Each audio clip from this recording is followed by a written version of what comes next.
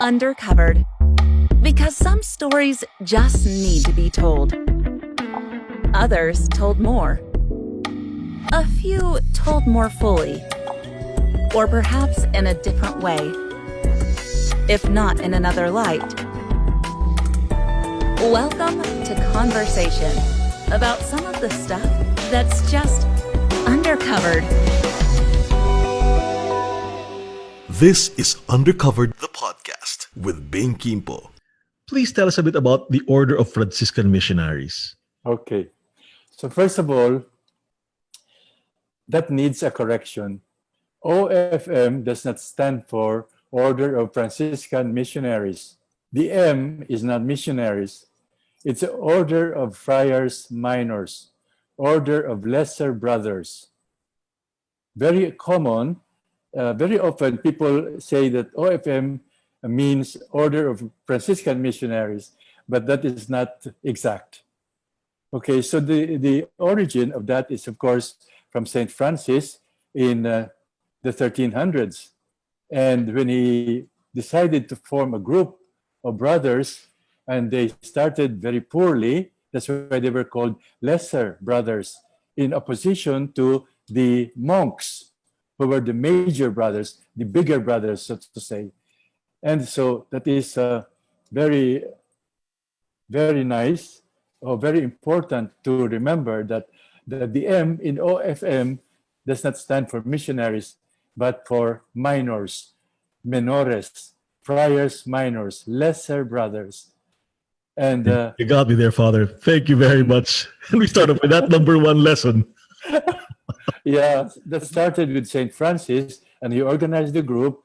In 1209, they received the permission from Innocent III to live that kind of life with a rule based exclusively on the Gospels. All right. Father, the Franciscans were the second religious order to make it to the Philippines, after the Augustinians, of course. So tell us about your order's arrival here. How did the Franciscans come over to the Philippines? The Augustinians invited the Franciscans 5 years earlier. And so they were able to organize themselves in 1577.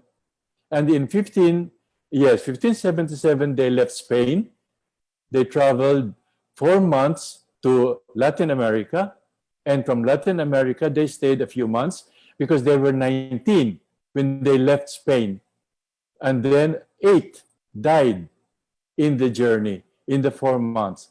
For some reason, they have an epidemic or whatever, and they died during the voyage.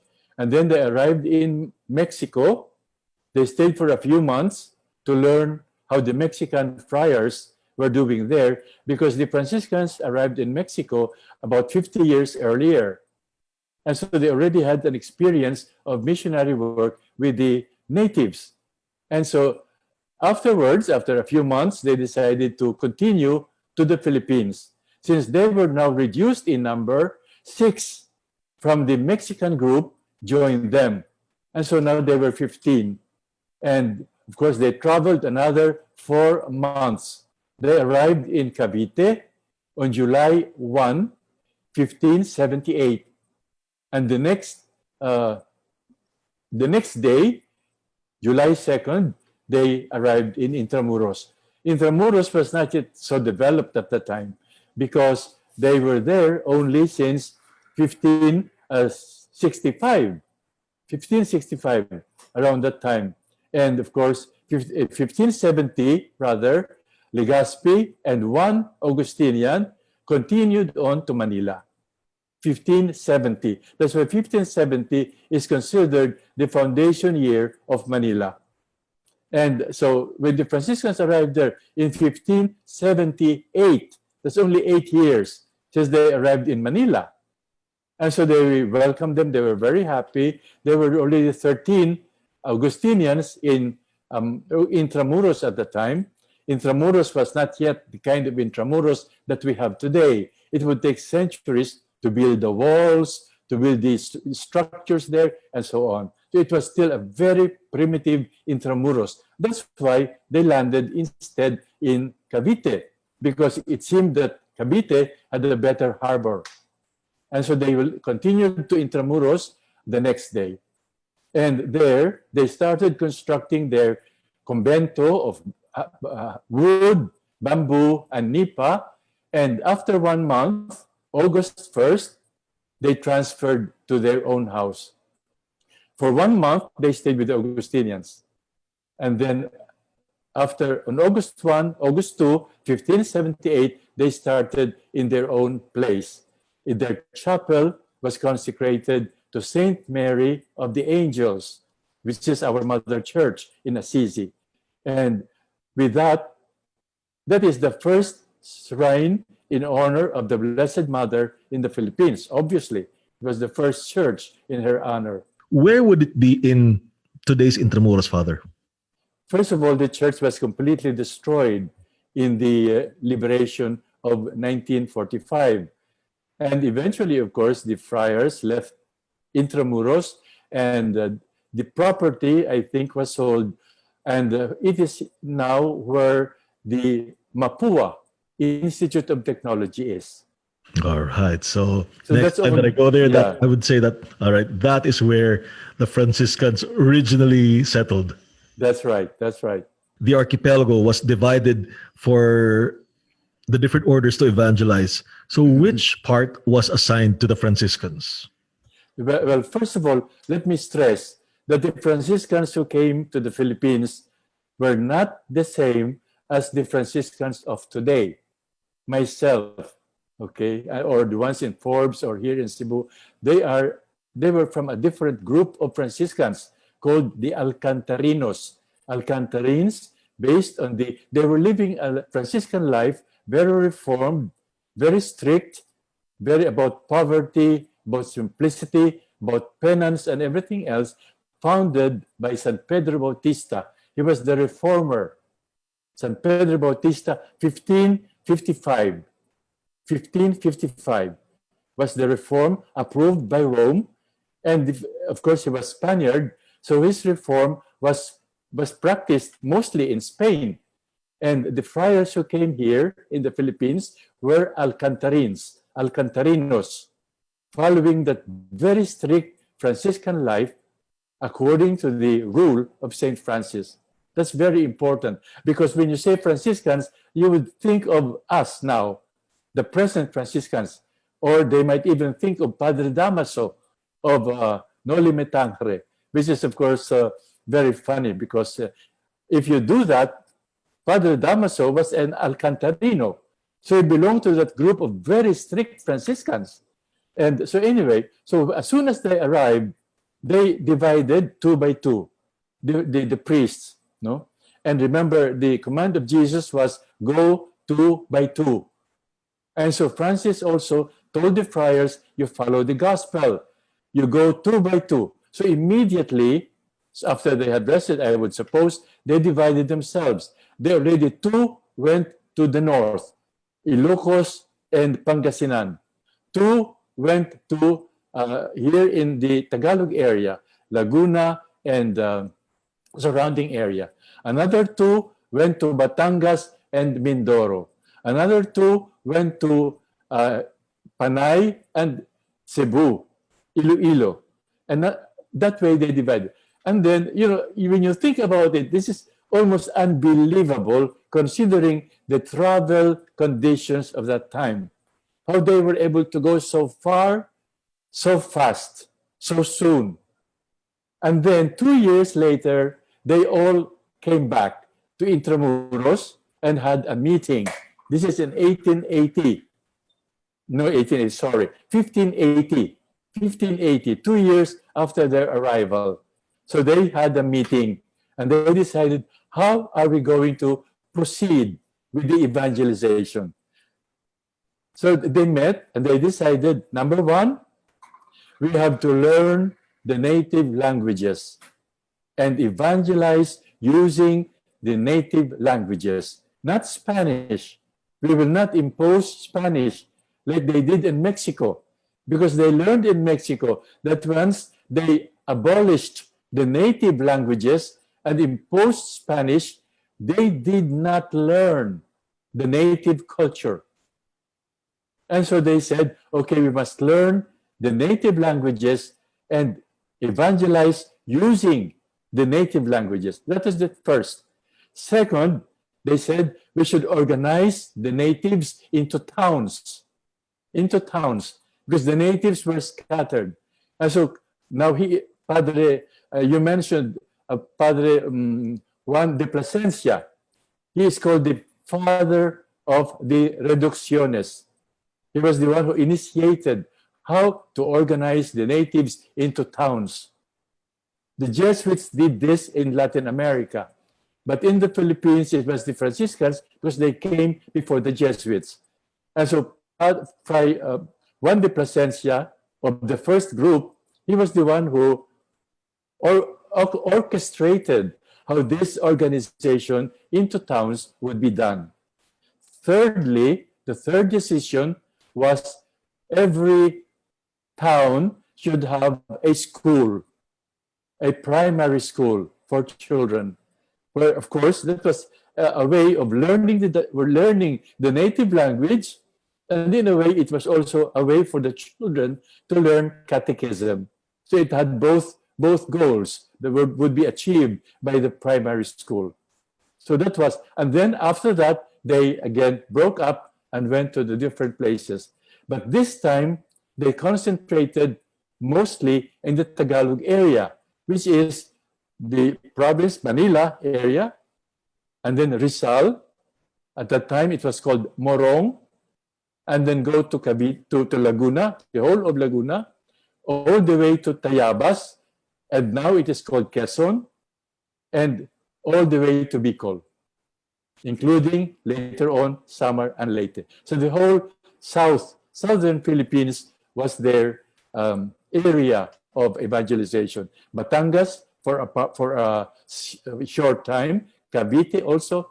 But once they were organized already with the other groups, then that was their main area. Tagalog area, Bicol, all the way down to Samar and Leyte. Father, let me just back up a bit.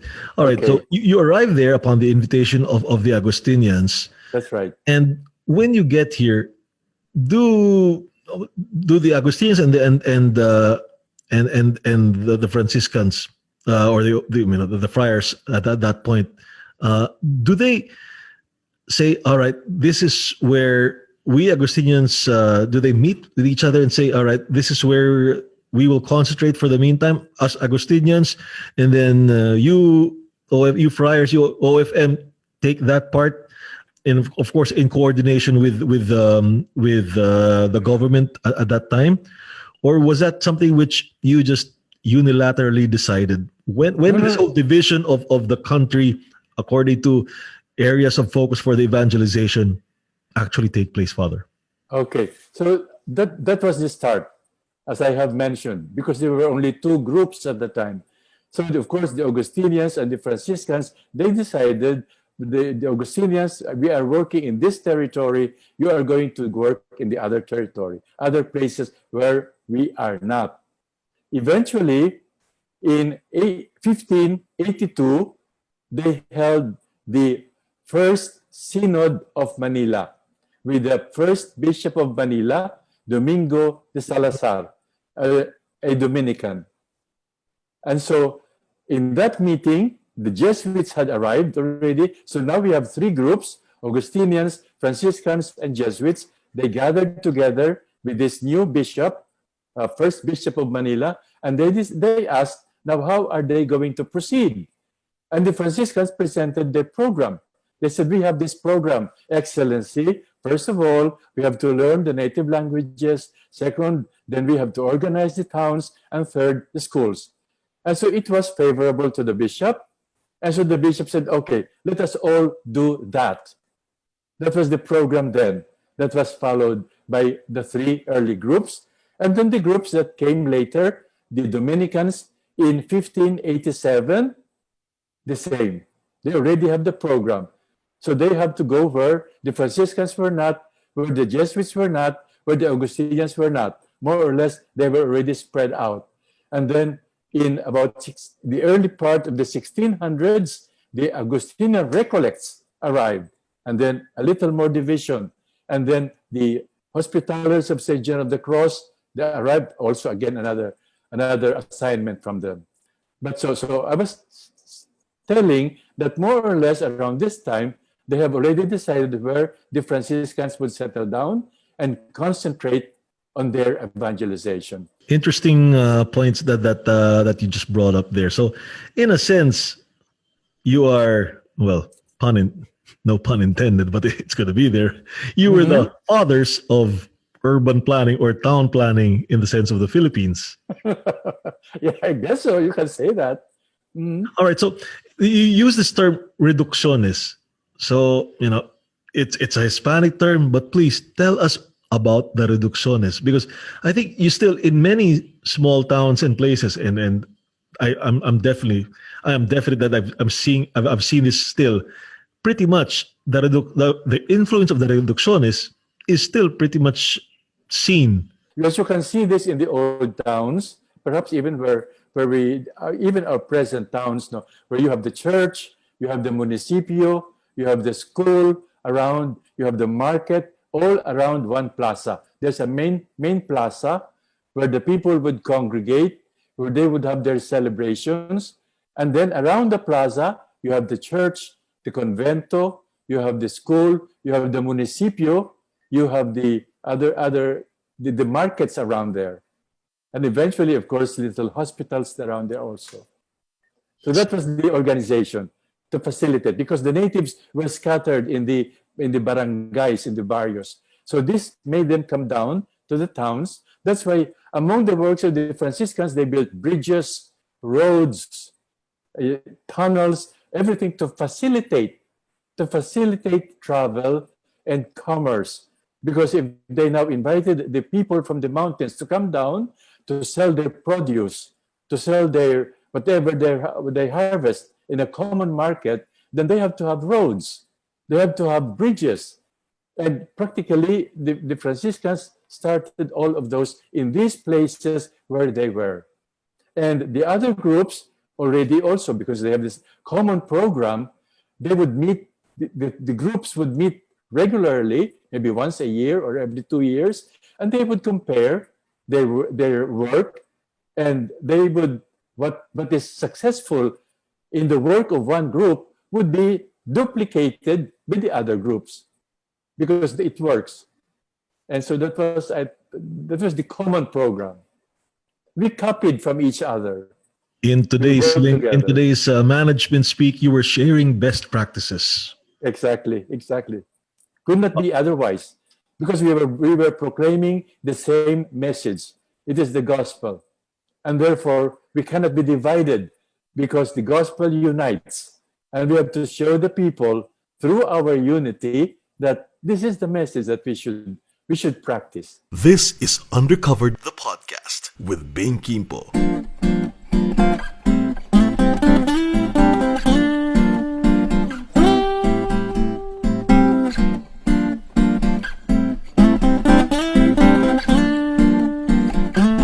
If we were to go on a post-COVID pilgrimage to these areas, will we still see remnants, marks of your stay there? Yes. So in the 300 years or so until the Spanish-American War, that is 1898, from 1578 to 1898, the Franciscans have founded 233 towns. 233 towns with their churches, their conventos, their schools, and some of them even with a clinic or a hospital. So the towns, of course, still exist. If you go to Laguna, all the churches are there. You mentioned Tanay. Tanay was founded by the Franciscans. Morong, all these churches around the lake, all the towns around Laguna de Bay were founded by us. And churches are there, of course. You can start from our side, from Morong, Pililla, down the line, Tanay, and around the lake. And then you come back to Los Baños and so on. And all of these have Franciscan churches that still exist, founded by them. And then you go to Bicol, the same. When you are driving through, the churches that you will find in Gumaca, in going all the way to Quezon, in Sariaya, and so forth, down, then you will find again Franciscan traces. You have seen probably the damages of Typhoon Rolly, and they showed pictures of churches that were destroyed. And immediately I said, that's ours, because of the architecture, because our churches only have one steeple, one campanario. One campanario. That is typical Franciscan architecture for the church. In the churches in Laguna, you will find only one campanario. In the Augustinians and the Dominicans, they would have usually two campanarios, two church bells, no? or steeples. Well, we already have one. And so that distinguished our churches. And you can find them all the way to Samar, Bicol, Samar, and the churches that we have founded. So they still exist.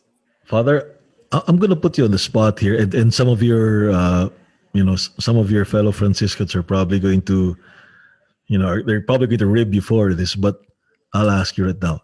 If someone were to ask you, all right, Father, we'd love to go on a tour of, we'd love to go on a historical pilgrimage on some of the old heritage towns or some of the old Franciscan towns, let's put it that way. And we'd love to be able to see the best looking or the best preserved churches in the original areas where you were at. Where would you advise them to go? In each of the general areas that you described. Okay, the best areas, the best preserved churches, not really best preserved, but the group that we have are the churches in Laguna and Rizal. Every year, when I was parish priest in Forbes during Lent, when we have Visita Iglesia, we would usually make a tour of these churches, visit these churches for one day. We start in the morning. We start either from Los Baños all the way around the lake and end up on the other side of Rizal, and we make a tour. And we visit the churches in Paete, in Pakil, in Pangil, in Mahayhay, and these are churches that are very well preserved, beautifully well preserved, and they are historical churches. Magdalena, and then of course on the other side, Tanay, they have beautiful preserved Stations of the Cross that go back to Spanish times, statues, decorations, many things that can still be found from the Spanish era. And so I would suggest, even until today, they usually make tours of those churches. I'm not saying that the other churches are not good, because aside from Laguna, when I was parish priest, we would also make a tour of the churches in Cavite and Batangas, which are also beautiful. These are already some of them by the Jesuits.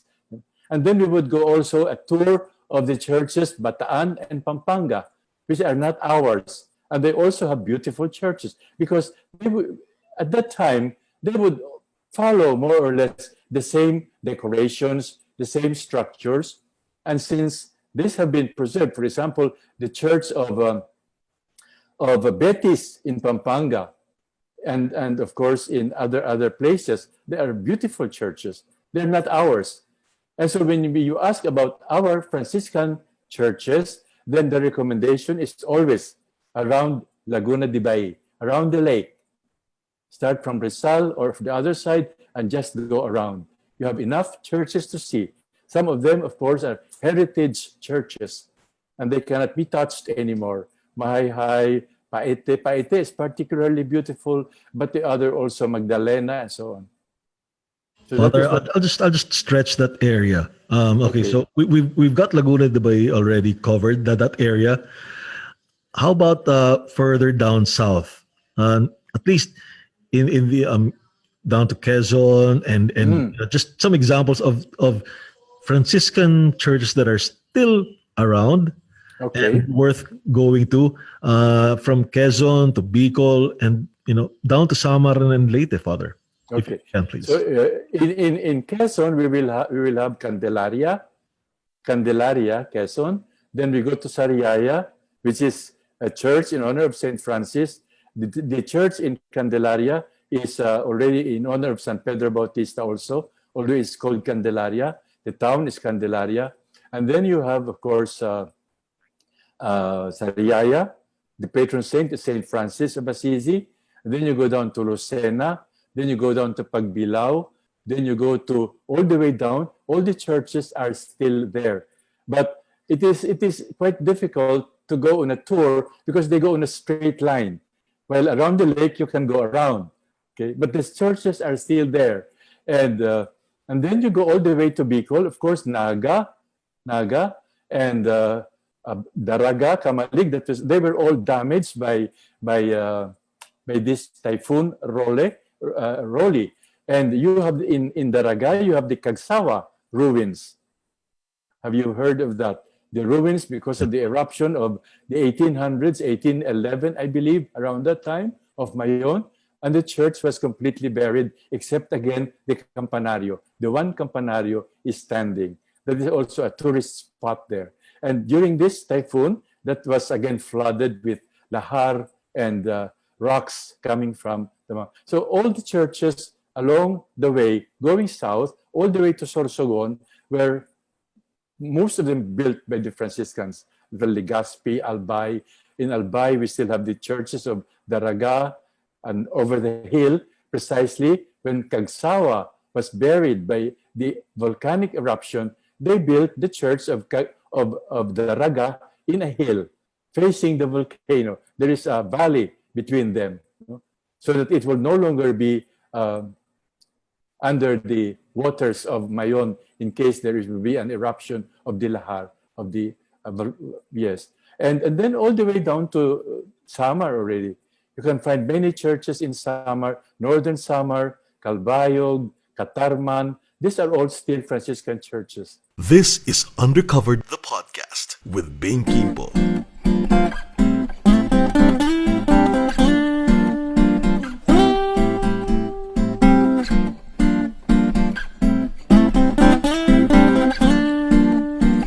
I suppose that it's convenient that I got to speak to you, a Franciscan, first, before I'm able to speak with an Augustinian about this. And before the Augustinians, who actually came to the Philippines 13 years before you did. Now, because one of the pioneering missionaries, Franciscan missionaries here, Father Juan de Plasencia, wrote about the customs of the Tagalogs, of the Filipinos that he encountered then, the Tagalogs. So please tell us about this book, its background, and what it tells us about ourselves prior to the arrival of the Spanish. Okay, so but first of all, let me stress that our way of evangelizing was holistic. We did not go only to the preaching side of the evangelization, which is what you can understand. When you say evangelize, you think of, giving sermons, giving homilies, preaching to the people. Our Franciscan way of doing was holistic. It included not just the spiritual aspect, not just preaching the word, but helping the person in all the aspects of his humanity. And so we built the first hospital in the Philippines, which became San Juan de Dios Hospital. We built San Lazaro Hospital and other 5 or 6 hospitals during the Spanish conquest or the Spanish occupation. And so that was the concern of the Franciscans at the time, that they were not only about preaching the word, but they also have to take care. So they took care also of the livelihood of the people. They brought plants from Mexico. That's why I said they organized the towns so that they can help them grow as a community. And so they introduced, for example, wood carving and weaving in Laguna. Paete is famous for wood carving. They started that there. And of course, in Bicol, you have the abaca industry. They also brought that there. They developed the abaca industry for the people. They organized banks. You can imagine that Franciscans who are very strict with poverty would have rural banks. the bank still existed. The Monte de Piedad and Savings Bank, Mons Pietatis, Monte de Piedad and Savings Bank. And we just gave it up after the Second World War. We were the ones who built the Monte de Piedad, and it was for the benefit of the natives, so that they can take a loan for small loans for their livelihood, fishermen, farmers, and they would bring it back. The bank lasted for about 100 years with us. It's just interesting that an order which traces its roots to mendicancy would actually be founders of a bank. But that is because of our love for the natives. Yes. To help promote their livelihood, so that they will be able to continue with their work, and they would not have to suffer so much. For example, in the case of typhoons, when they would lose everything, and then they would have to start again. Then we have this rural bank. Actually, there were rural banks not only in Monte de Piedad by us, but in the other towns as well. They spread this. In Latin America, we have many of this. Actually, this started in Italy already, not us. So it was already a copy of how they were doing it in Italy and Latin America. And so, again, you were asking about Juan de Plasencia. So he wrote the Costumbres de los Filipinos Tagalogs de Filipinas, de los Indios Tagalog de Filipinas. So this is understandable, as I mentioned to you earlier. I mentioned earlier that if you do not learn the native languages, you cannot learn the culture of the people. So Juan de Plasencia, when he learned the language of the Tagalogs, so he began to study their culture.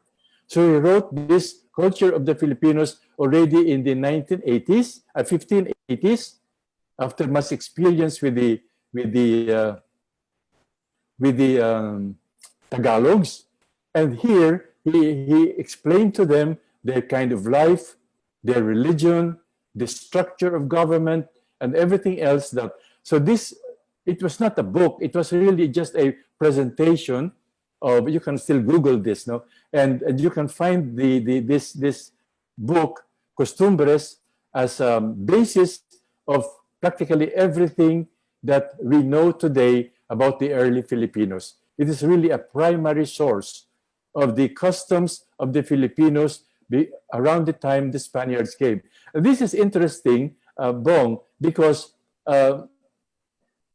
when the Augustinians came in 1565, they were, of course, expecting that something had remained from what Magellan brought about the faith, that they were already more or less like Christians. But that did not happen because, as you said, we mentioned earlier, that when the Magellan and this group, the Spaniards left in 1521 after Magellan was killed.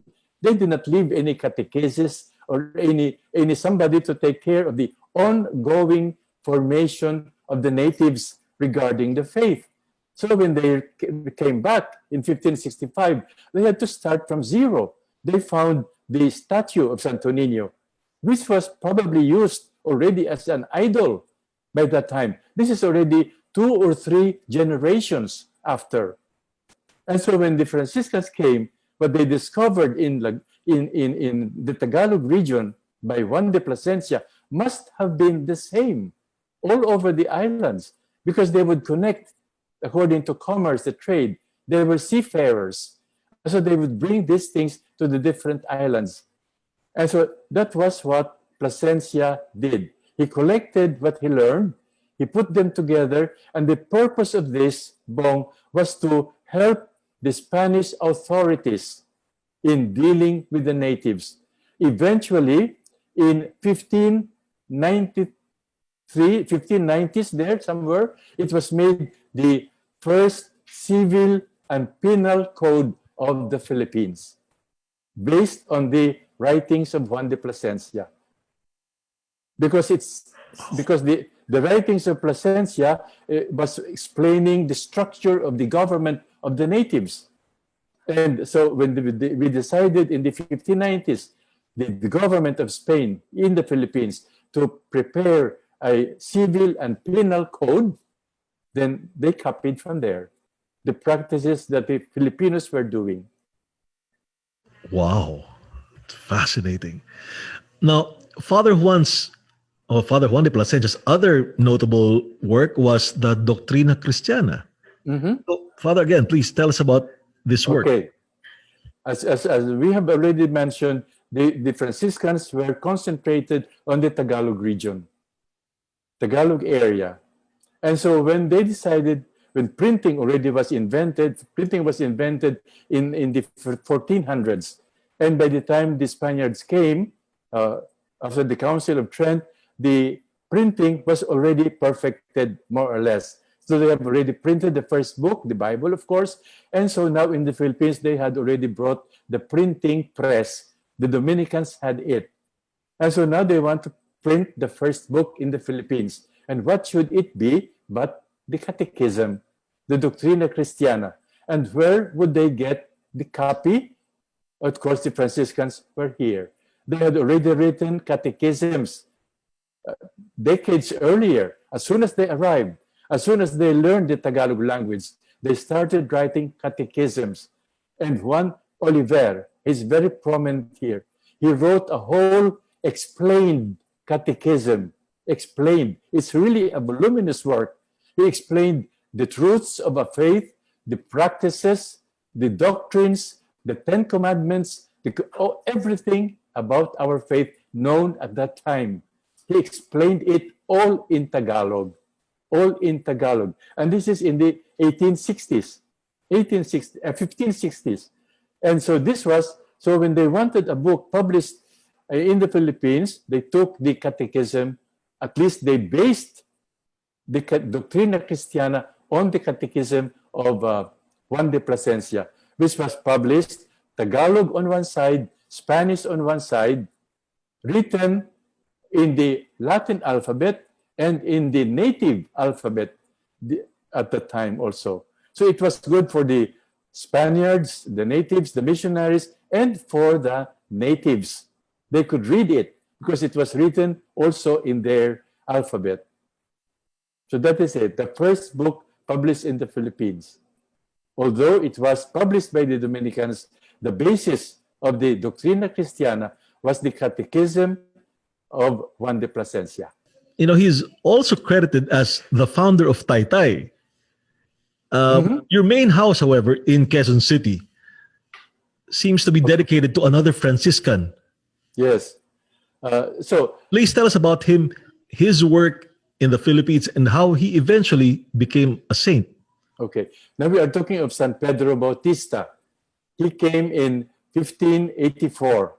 1581. Yes, 1581. He's the second batch. 1575 was the first batch, and the second group that came, 1581. And so Pedro Bautista was a musician, a professor in Spain, and he came, and he was the one who organized music in the Philippines, the first choir, and he was assigned as parish priest in Lumbang, Laguna in 1584. He arrived in 1584. So he was already probably conversant in Tagalog, and there he organized the first choir. He organized the music festival because the other parishes around the lake already had music, already had choirs, and they would come together regularly in order to competition of different choirs. And he was the one who organized that. So eventually Pedro Bautista was elected superior of the province of the Franciscans in the Philippines that was set up in 1586. And then Pedro Bautista also was an Alcantarine. So he also practiced the form of life of the Alcantarine group of Reformed Franciscans. So like the other groups, other Franciscans of the same group, they would retire to solitude periodically to pray. Contemplation was very important for them. As for all evangelization, prayer, the source of the strength and the energy of the missionary comes from prayer, comes from his relationship with God. Because how can we proclaim Christ if we, the missionary, do not know him? And so the Franciscan missionaries would periodically retire in solitude, as St. Francis was doing. St. Francis was a contemplative, but not in the idea of the contemplatives of today, that they are enclosed, like the Poor Clares, like the ones in Guimaras, no? But he was a contemplative like Jesus Christ. He was concentrated to the Father, and yet at the same time, he would go healing people. He would go teaching people. So it was a combination of both. But so they were contemplatives in the sense of the apostles and Jesus Christ. Anyway, so that was what they did. Pedro Bautista asked the Governor General at the time, de Vera, Santiago de Vera, for a place where he can start a hermitage. And Santiago de Vera said, okay, I will give you 250 hectares. 250 hectares in what is now Quezon City. And so this is in San Francisco del Monte. San Francisco del Monte, we still have the cave where San Pedro Bautista and the other Franciscans, after or during and after, they would retire to do penance and be in solitude, praying, gathering strength, spiritual energy to resume their evangelization. And so there we have that first retreat house, we can say, the first formation house, because there the candidates for the Franciscan life, they have their house there. First mission, first seminary, practically. And so the 250 hectares, Pedro Bautista kept only 2 hectares for the convent, for the church. The rest he divided with the natives. And that is now where most part of Quezon City. And so eventually the church was built. As we have it now, we have an old church there. When I entered the order, we had our formation there in that place. And then after Vatican II, they enlarged the church, make it bigger, because people, the place was so crowded already for the small chapel that was there when I entered the order. And so after Vatican II, they enlarged the church. The old sanctuary became, the old chapel became the sanctuary of the new church. And it was extended to the north. And later, as we all know, in September of this year, it was made a minor basilica with Bishop Ongtioko doing the rites, the ceremonies. Father, it's interesting. I mean, going talking about San Pedro Bautista. Oh, yeah, just a minute. Oh, so sorry. In 1593, there was a threat of war between Japan to the Philippines. Japan wanted to attack the Philippines. And so the Governor General, still Santiago de Vera, he appointed Pedro Bautista to go and negotiate in Japan.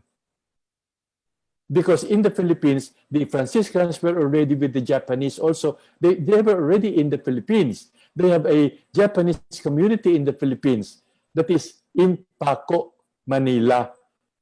Paco, Manila, which they have there a community of Japanese. And so where Paco Church was, that was already part of what was built also by the Franciscans all the way to Santa Ana. Santa Ana Church was the first parish outside of Intramuros. It is, of course, Franciscan parish. No? And so Pedro Bautista went to Japan in 1593. And there, of course, he negotiated. He explained that, of course, the Spaniards in the Philippines are not a threat to Japan and everything else. And that was somehow accepted. And then he started evangelizing in Japan. And evangelizing in Japan, the Japanese priests did not like that because he was gaining converts. And therefore, persecuted the Christians there, the Catholics. And in 1597, Pedro Bautista, with his group of friars, 3 or 4 others, together with the Japanese Catholics, they were all martyred in Nagasaki on February 6, 1597. I think this is about the time. And this context was the backdrop of that movie Silence. That's exactly true. All right. That's it. I was going to bring up, Father, earlier that point that when we talk about saints here in the Philippines, or we there are only 2 Filipinos, of course, San Lorenzo Ruiz and San Pedro Calungsod. But And we only have 2 Filipino saints, and they were made in Japan. Well, that's right.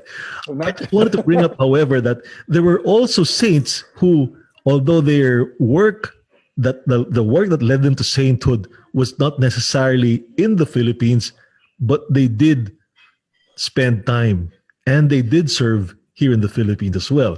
Yes, and I suppose the first one, if my reading serves me right, the first one was San Pedro Bautista. Am I right, Father? That's true. That's true. We have actually, I did not bring all my notes, but we have about 21 saints from the Franciscan group. Most of them were martyrs.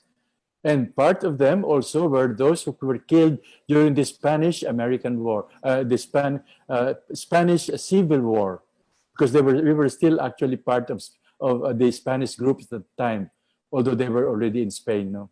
But yes, we will more than San Pedro Bautista. And by the way, San Pedro Bautista was appointed first bishop of Naga, Nueva Cáceres. And the appointment as bishop came while he was already in Japan. Travel in those days, it takes about a year for the documents to travel. And so when the document arrived in the Philippines, appointing Pedro Bautista bishop of Naga, he was already in Japan. So he did not come back. So someday when you go to Naga, in the Palacio of the Archbishop, the picture of Pedro Bautista is the very first, number 1. In the lineup of the archbishops in the Palacio of the Archbishop. But he never took how do you call that? He was consecrated there because he was already in Japan. So in a sense, Father, I mean, I hope it's not stretching it, but in a sense, the Philippines can claim San Pedro Bautista as its own. He did spend a lot of, I think he spent most of his years as a priest here. Yes. Exactly. But at that time, we can also claim him as our saint. In fact, he is the patron saint of ambassadors, because he was sent as an ambassador to Japan. And that's why our village in Forbes, the San Dasmariñas village, he was because of that he is the patron saint in that village, because Dasmariñas was the one who sent him to Japan, Governor Dasmariñas, not as I mentioned earlier, De Vera Dasmariñas. Yes. Father, moving to the present, where in the Philippines are the Franciscans now? Okay. So first of all, the Alcantarines are gone. Okay. So in 1897, Pope Leo XIII decided to group together all these different groups of Franciscans scattered in Europe, including the Alcantarines. And so we had to renounce our habit. The color of the Alcantarines, the first Franciscans who came here, was gray, blue-gray, not brown like I have. It was a blue-gray habit that they were using until 1897, when Pope Leo XIII decided to put them all together as one group, OFM. The OFM was born then. And so today, our Franciscans today are divided into 2 groups: the province of San Pedro Bautista, where you contacted them first to have this interview, and then the second group that was already organized in 2007 for Visayas, and Mindanao. So we have the first group that became a province in 1983, and that is, of course, a continuation of the group of 1587, because they remained in Luzon, no? And we separated. Before we separated, the whole Philippines also was under. We had churches all over. But after the Second World War, many bishops asked other Franciscan groups to come and help. So there were already Italian Franciscans who came to Cagayan in the north. They had churches there already they built after the Second World War. And then the American Franciscans from Wisconsin, from Cincinnati, Ohio, and from California. 3 groups of American Franciscans came. The ones from California were in Negros Oriental. The one from Ohio, they worked in Leyte and Biliran Island. And the one from Wisconsin, they worked in Samar.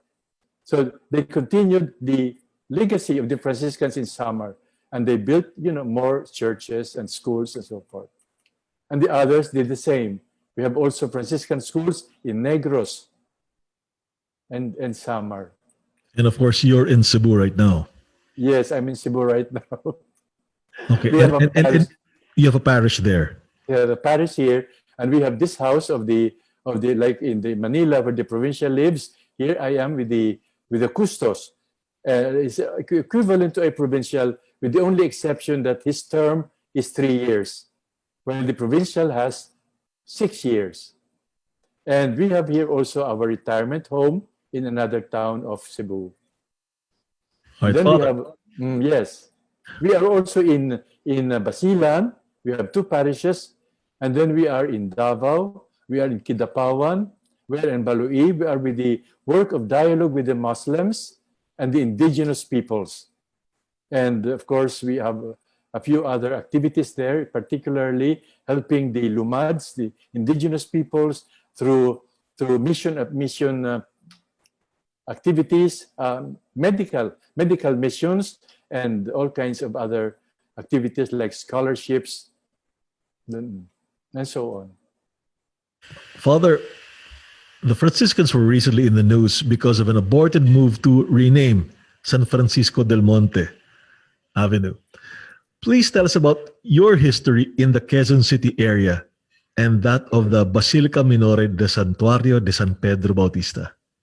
Okay, so first of all, the whole area was called San Francisco del Monte. Of course, Monte because there's a mountain there, elevation at least. It was San Francisco del Monte to distinguish it from San Francisco de Intramuros. Okay. And so San Francisco del Monte was started by San Pedro Bautista in 1590. They would go by boat through the Pasig River and then the branch of Pasig River to San Juan and all the way to San Francisco del Monte. The river is no longer used, of course, because we have already the roads. But we are talking here of the 1500s when the roads were not yet existing. And so they come by boat to San Francisco del Monte. And as I mentioned, the whole area, and then developments came, and the road that is named Del Monte Avenue was built only after the Second World War. And it happened that around that area Del Monte Avenue is the studio of FPJ. In fact, his house is not very far from the church of San Pedro Bautista. And I remember when I was a seminarian there, they would have a shooting in our compound because our compound was still very rural. We still have little hills, little caves over there. And you have remember this movie, Anak ni Palaris, where really FPJ was the hero. Palaris was his dad. They have a movie of Palaris, and it is, and then they have the movie Anak ni Palaris, and of course FPJ was the actor at the time. He was probably in his late teens or early 20s. And they had the shooting there in our seminary, in our area. And so we have quite a close connection with them. And so now Senator Lapid wanted to name Del Monte Avenue FPJ Avenue, because the studio, or the movie studio of FPJ is in Del Monte Avenue. And so the friars in Del Monte, in San Pedro Bautista, they wrote to Senator Lapid and to the mayor of Quezon City, Mayor Joy Belmonte, and to the bishop of Quezon City, that, Del Monte, the name Del Monte has historical and religious connotations for Quezon City. And they wrote Senator Lapid, and fortunately, Senator Tito Soto said that it's better to leave Del Monte alone, and instead take Roosevelt Avenue, which is better and larger and longer, to name that after FPJ. And Senator Lapid said he was favorable to the amendment. And I think it will be, he said they will present this amendment in their plenary sometime. I do not know. So I think we won in this particular case, because many people from Del Monte, which is the old Quezon City, they were not in favor of the change of the name, because of that connection with the history and the religious history and cultural history of Quezon City. And in a sense, Father, historically, then could we actually say that, in a sense, Quezon City was founded by the Franciscans as well? Let us put it this way, that the Franciscans brought Christianity to Quezon City. And in fact, in the coat of arms of Bishop Ongtioco, he has at the very top of his coat of arms a mountain, the Monte. And at the top of the mountain is the Tau, the letter T, the Tau, which is a symbol of the Franciscans. So that is very significant, and we are very grateful to the bishop for having that in his coat of arms. He is the first bishop of Cubao. And so that is the significance of that. They recognize that the first church in Quezon City is San Francisco del Monte, the mother church. Perfect segue right now, because we'll talk about the Basilica Minore de Santuario de San Pedro Bautista. Please tell us about that Basilica, Father. Okay, because of the significance of San Pedro Bautista to the evangelization of the Philippines, as I mentioned earlier, how he was in charge of Laguna and so on, and he went to Japan and he was martyred there. Then, of course, the church there honors San Pedro Bautista. And the Holy Father, I think the parish priest, Father Edwin, wrote a request, probably through the nuncio, to declare this national shrine in honor of San Pedro Bautista to be a minor basilica. Minor basilica would mean that it is owned already by the Vatican, practically, and we are administrators of the church because of the title that was given to it. And so it was the Bishop Ongtioco of Cubao, our bishop, who went there and performed the seminary of proclaiming the church, the parish church of San Pedro Bautista, now as a minor basilica last September. Imagine this is the time of COVID-19, when we are having all these blessings to our faith to make us stronger and more faithful, perhaps, to our beliefs. Yes. So I think that is basically it. The history, how it was made a minor basilica. And how much of that minor basilica, because let's put that in historical perspective. Okay. The basilica, well, the basilica started off as a chapel built during at the instance of San Pedro Bautista, right? And this was back in the 16th century, the when 1590. That's right. 1590, he settled there in the present present San Pedro Bautista area, parish, and he built a little structure of a chapel in honor of the Blessed Mother again, and at the same time, little structures where they could live. The chapel that is very old also, the old church, is probably 200 years old, and that was built, or 1600s it was built, and many movies were shot there. When they want to shoot a movie of the Spanish times of the church, they would usually use that chapel, the church, the old church. I remember the movie Marcelino about an orphan that was adopted by Franciscan friars, their convent. That was shot completely in our convent there, because it had the atmosphere of an old church, old convent, and it was very, very proper. And so that was built. Later on, of course, the church was enlarged and what it is now. There are many other minor basilicas in the Philippines, like the one in the north of the I forgot the name of Our Lady in Pangasinan. What is Manawag. Manawag. There's a minor basilica also, and also the Lourdes Church in Quezon City, I think, right, is a minor basilica as well. Although the image is crowned as especially by the Holy Father, and the other minor basilicas, we have a few in the Philippines. Okay, Father, if you again, after when the things hopefully settle down, when we get to travel a bit, if we're going to go to the minor basilica of the Santuario de San Pedro Bautista, how much of what we're going to see or walk into there is from 1590? The only thing that will be there to see is the cave. Usually the tourists or pilgrims would go to the cave, which they have preserved, where Pedro Bautista would retire and do penance and do penitential practices.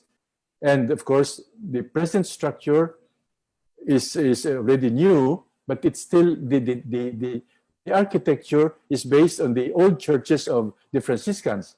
So in a way, it can still bring you back to that old times. And then around there, we also have the area where the church that was the old convento is still very old. And then we have the place of the provincial where they have a museum under. That museum is worth visiting. The museum is composed of course, what are in museums, old things, vestments, church things that are used in churches that go back to the old Spanish times. So that is what can be seen in the museum. But they have to make a reservation or an appointment so that they can prepare the place a little. It's not usually visited that often. Then they also have there the archives. The archives have all this information that I shared with you. Because at that time, the Spaniards were very careful. I do not know if the other groups were doing the same. When they have the archives, they always made two copies of everything.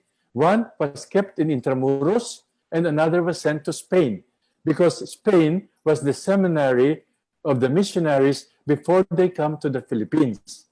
And so even as seminarians in Spain, in preparation for coming to the Philippines, they would already have an idea of the Philippines by the archives there and by another museum of the Philippines there in Spain, that they have artifacts from the Philippines, animals that have been preserved, all kinds of things, butterflies, insects, they have sent there.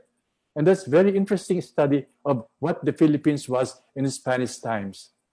But I would like to go back to another, the first hospital, Juan Clemente, 1580. They arrived in 1578. Immediately, the brother, who was not a priest who was not going to evangelize, he would stay and he would notice that many natives were sick. And there was nobody there to help the natives. And so he would gather the natives and start that hospital that eventually became San Juan de Dios Hospital. And also later, another hospital, San Lazaro Hospital in San Palo. You can find a Google of this, a diorama of this first hospital in the Ayala Museum. And you can Google this, you can see the diorama in the Google. When you Google Juan Clemente, you can find his work there. So that's another interest, because the Franciscans have been interested with the sick people. The first leprosarium, again, is San Lazaro Hospital. Lepers were very dear to Francis because the lepers remind them of the sufferings of Jesus. And that is why the Passion of Christ is one of the pillars of the Franciscan spirituality. The Passion, the Nativity, the Belen, started by us, and of course the Eucharist. The three foundations of the Franciscan spirituality. So they all brought those in the Philippines when they came. The devotions of the Crib, the Belen, the Semana Santa, and the practices in the Franciscan parishes are very colorful, because they wanted these practices, these devotions, to appeal to the senses, that the people will see the beauty of the colors, the music. That's why they introduce music so much also, the singing. Well, in some other groups, probably not so much.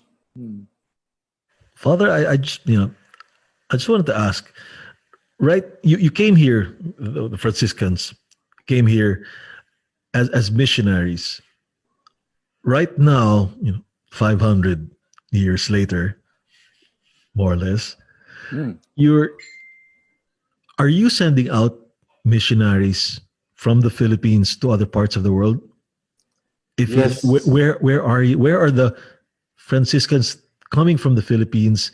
Where are they now serving abroad as well? Because that brings this whole thing full circle, I suppose. Right. From being sent as missionaries, we now are sending out missions all over the world. Mm-hmm. In fact, that is the theme of the centenary, of the 5th centenary, to missio agentes, to send missionaries abroad. Okay, so we are missionaries in Libya. We are in Libya. We used to have a bigger Franciscan community there of Filipinos, together with the Libyan Franciscans, mostly from Italy and Poland. We are together there. We also have Franciscans in the Holy Land, Israel. They are working with the OFWs there, our Filipino overseas Filipino workers. We have Franciscans also in New Mexico, in South America, or America rather. And so they have there Franciscans also from the Philippines. We also have them in Sri Lanka, Filipino Franciscans. We also have them in Thailand. We had in Thailand until he has retired recently. Then we have also in Japan, Franciscan missionaries. And they, of course, are, because of the martyrdom of San Pedro Bautista there, they fit in very well. We never mentioned the poor Clares, Santa Clara. Remember that Maria Clara, the daughter of Padre Damaso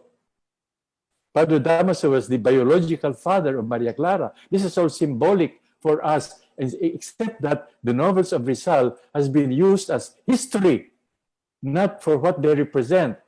And anyway, the Poor Clares was the first group of religious women to come to the Philippines. 1621. So when we celebrate 1521, 2021, 1621, they are celebrating also their 4th centenary in the Philippines, the Santa Clara Sisters. You have them in Quezon City, in Katipunan. They are from the old Intramuros convent that was destroyed in the Second World War. They are connected with us. They are our female counterparts.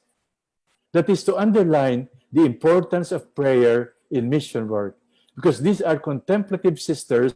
They were not active. They were not going out to help in evangelizing, but the prayer inside their monastery energized and helped the missionaries in their work, in their active ministry. That is not considered much when we speak of the evangelization. The prayer of those who are not in the active ministry have helped produce what we are today as Catholics, Christians. This is Undercovered, the podcast with Bing Kimpo.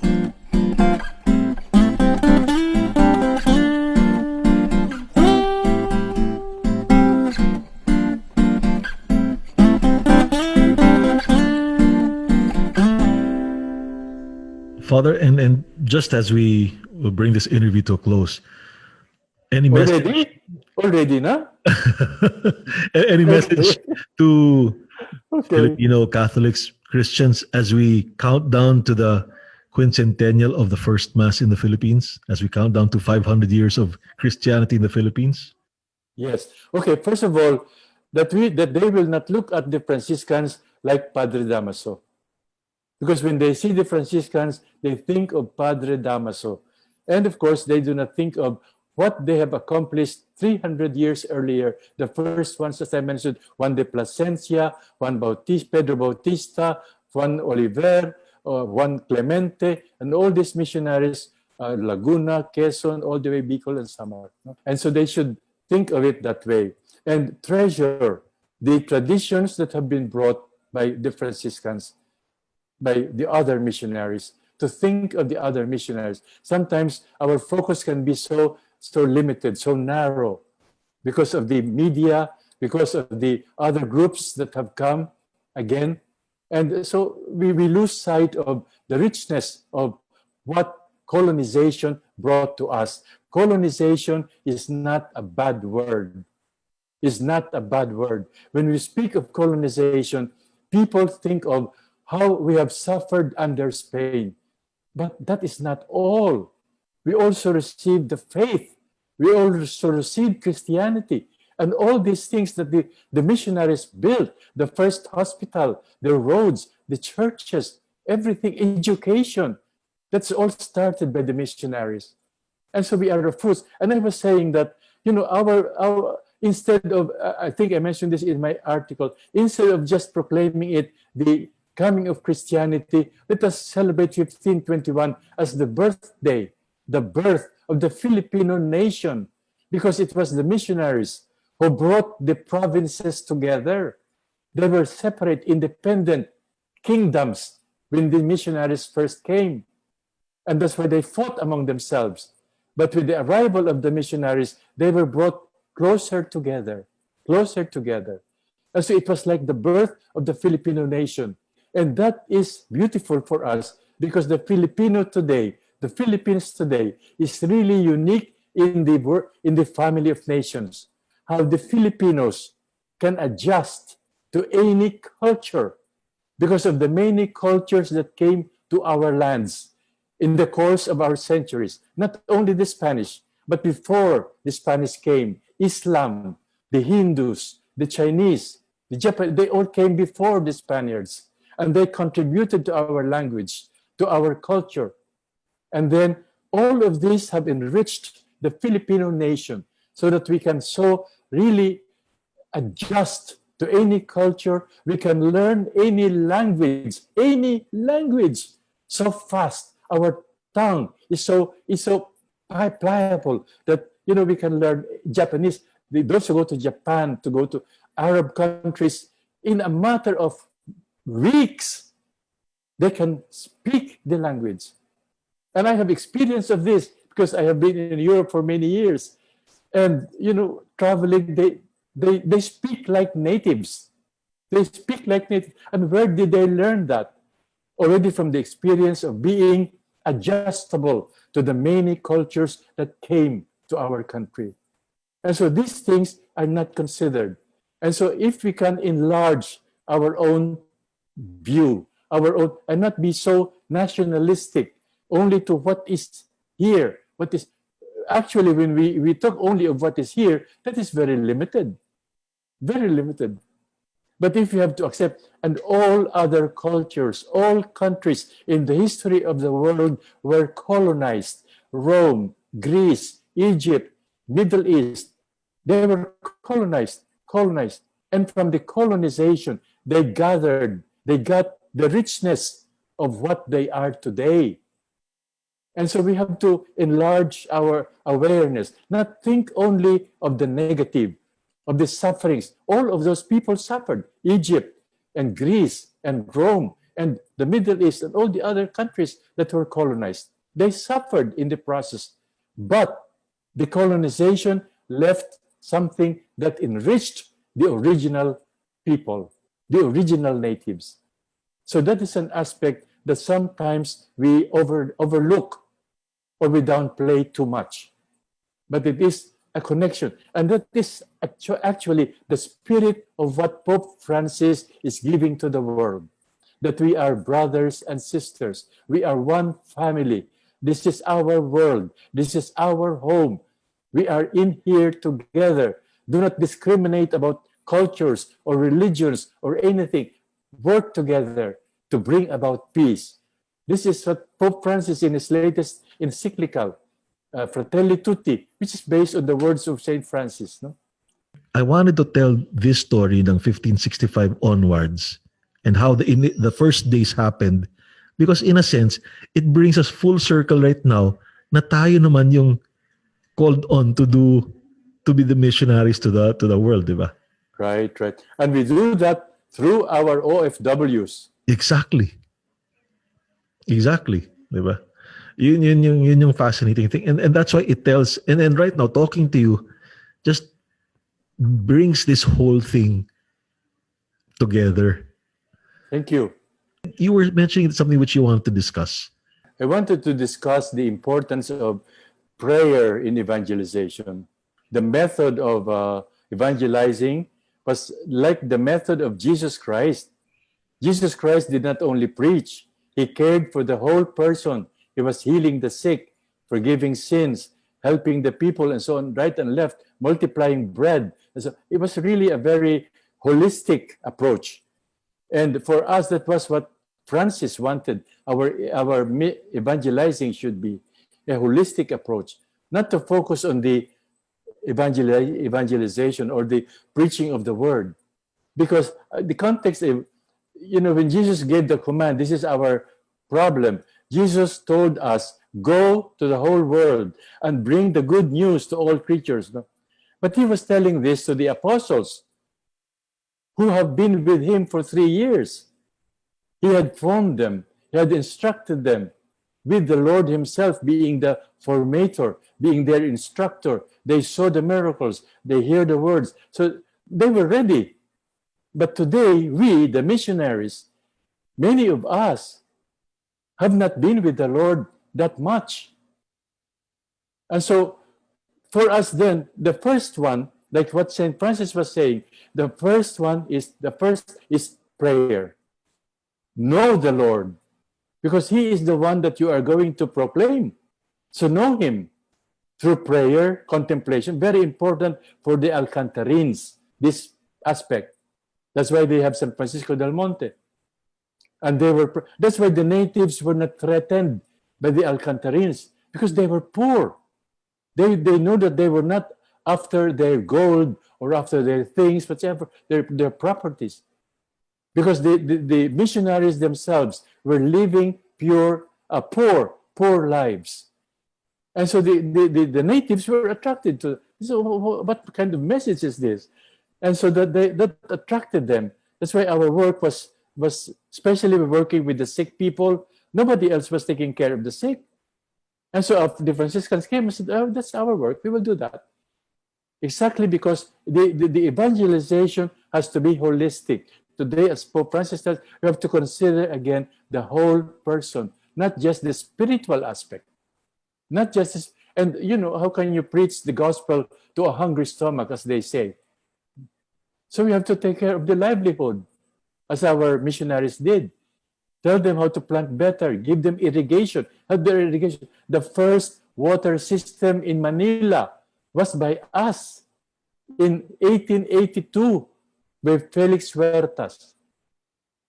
He took the water from Marikina River, brought this to a common place in Sampaloc where you can still find this, the Carriedo Fountain. And from the Carriedo Fountain, the water would be spread out to the different parts of the city. This is in the 1800s. Manila was not so crowded yet. And so that was, we were concerned with things like that. Where are they going to get clean water? Where are they going to get hospitals for the doctor? And so that was how we were. That was how we were, how we did it. I love that point that, many of us nitpick dogma. We nitpick dogma and we split hairs over these things. But really, again, context and holistic. Right. Right. You cannot. That's exactly it. Yung context from the message sender, meaning to say that you cannot preach what you have not fully experienced, and context on the part of the receiver of the message. You cannot preach or you cannot evangelize a hungry stomach or a Remember in the time of Saint Francis, he went to a convent and he asked one brother, "Let us go to preach." He said, "Brother, yes, okay, I will go with you." So they took their cowl, their hood, and they put their hood over their head, and they went around the town just quietly, slowly, walked around the town, and then they came back to the convent. And then the brother said, "Brother Francis, are we not supposed to preach?" And Francis said, "We already did. We already did." So you preach by your life, by your activity, by the way you conduct yourself. And so they said that preach always. Sometimes use words. Wow. So you preach with your life. Very powerful stuff, Father. Grabe, no? Sobra. Too bad we cannot follow it, but okay na rin. We try our best. Try our best. Thank you very much, Father. This is Undercovered, the podcast with Bing Kimpo.